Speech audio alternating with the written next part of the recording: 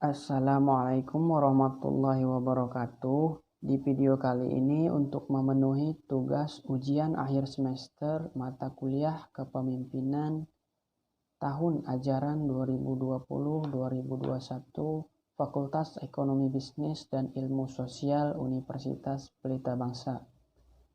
Perkenalkan, nama saya Wawan Wibowo, nomor NIM 11201010425 dari kelas MA 20C08.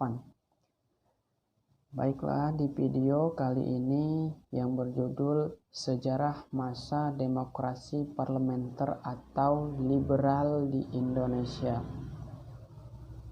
Sistem pemerintahan demokrasi parlemen atau liberal di Indonesia diterapkan di Indonesia pada tahun 1950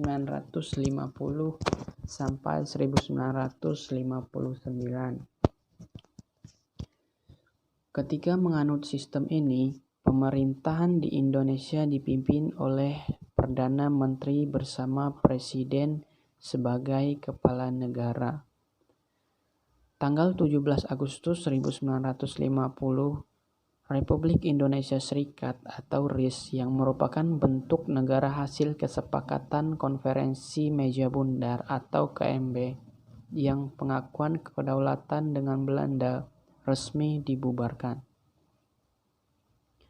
Abdurrahman dan kawan-kawan menyebutkan bahwa RIS kemudian diganti dengan Negara Kesatuan Republik Indonesia atau NKRI.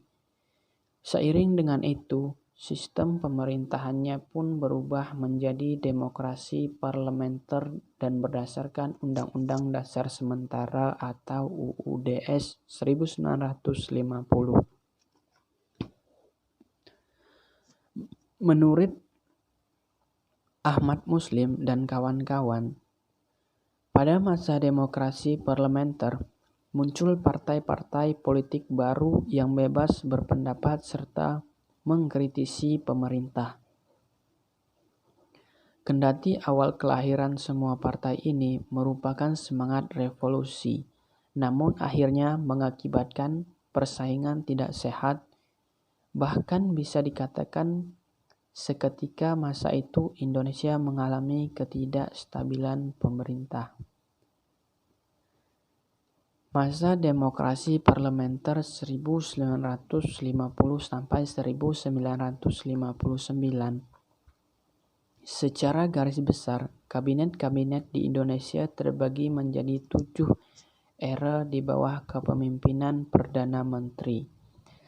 Setiap periodenya pasti memiliki permasalahannya masing-masing.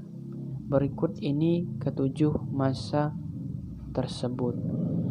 Yang pertama, Kabinet Natsir, mulai dari September 1950 sampai Maret 1951. Kabinet ini merupakan sekuat tenaga melibatkan semua partai yang ada di parlemen. Namun, Muhammad Natsir selaku Perdana Menteri ternyata kesulitan memberi posisi kepada partai politik yang berseberangan. Natsir adalah tokoh Masyumi, partai Islam yang amat kuat saat itu. Usahanya untuk merangkul Partai Nasional Indonesia atau PNI sejak kandas. Remy Madiner dalam Islam Politik Indonesia menyebutkan PNI memang kerap berseberangan pandangan dengan Masyumi. PNI melakukan tuntutan terhadap peraturan pemerintah nomor 39 tahun 1950 yang dikeluarkan Natsir sebagai besar parlemen berpihak kepada PNI, sehingga akhirnya Natsir mengundurkan diri dari jabatannya. Yang kedua, ada Kabinet Sukiman. Berlaku mulai April 1951 sampai Februari 1952. PNI mendapatkan posisinya dalam kabinet ini. Namun, sama seperti sebelumnya, masih dapat masalah sama seperti Natsir. Sukiman Wiryosanjoyo, sang Perdana Menteri, adalah orang masyumi. Beberapa kabinet Sukiman ditantang oleh PNI. Bahkan kabinetnya mendapat mosi tidak percaya dari partai politik yang dibentuk oleh Soekarno sendiri. Kabinet Sukiman berakhir pada 23 Februari 1952. Yang ketiga ada Kabinet Wilopo, berlaku mulai dari April 1952 sampai Juni 1953. Pada masanya, Wilopo selaku Perdana Menteri berhasil mendapatkan mayoritas suara parlemen. Tugas pokok Wilopo ketika itu menjalankan pemilu untuk memilih anggota parlemen dan konstituante. Akan tetapi, sebelum pemilihan dilaksana, Kabinet Wilopo gulung tikar. Kabinet Ali Sastroamidjojo yang pertama berlaku Juli 1953 sampai Juli 1955.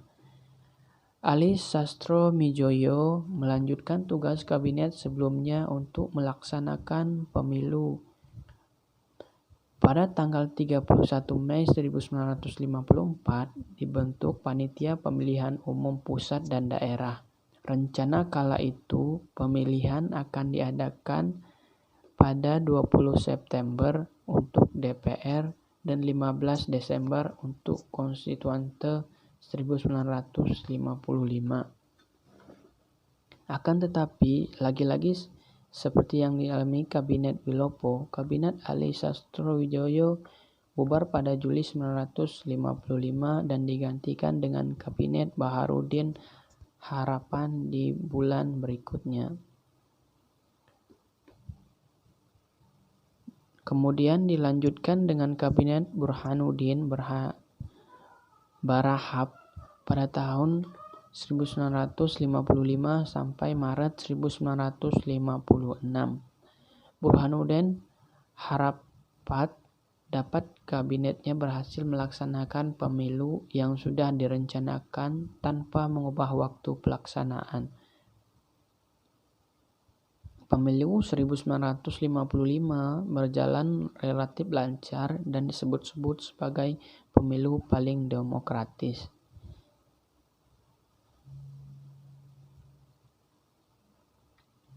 Kabinet Juanda, yakni berlaku mulai dari Maret 1957 sampai Juli 1959. Terdapat 5 program kerja utama yang dijalankan Juanda Kartawijaya, yakni membentuk Dewan, normalisasi keadaan Indonesia, membatalkan pelaksanaan KMB, memperjuangkan Irian Barat, dan melaksanakan pembangunan. Akhir demokrasi parlementer di Indonesia. Singkatnya, waktu periode pemerintahan kabinet-kabinet membuat keadaan politik di Indonesia tidak stabil. Bahkan hal ini ditakutkan berimbas pada segala aspek lainnya negara. Hal tersebut akhirnya terselesaikan setelah Presiden Soekarno mengeluarkan Debit Presiden.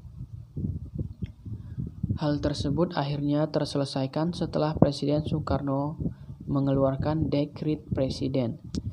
Dekrit Presiden pada tahun 5 Juli 1959. Itu petanda bahwa berakhirnya masa parlementer di Indonesia dalam 9 tahun. Di dalamnya termuat bahwa Dewan Konstituante dibubarkan dan Indonesia kembali ke Undang-Undang Dasar 1945 alias meninggalkan Undang-Undang Dasar Serikat 1950 Selain itu, dibentuk juga Majelis Permusyawaratan Rakyat atau MPRS dan Dewan Pertimbangan Agung Sementara atau DPAS.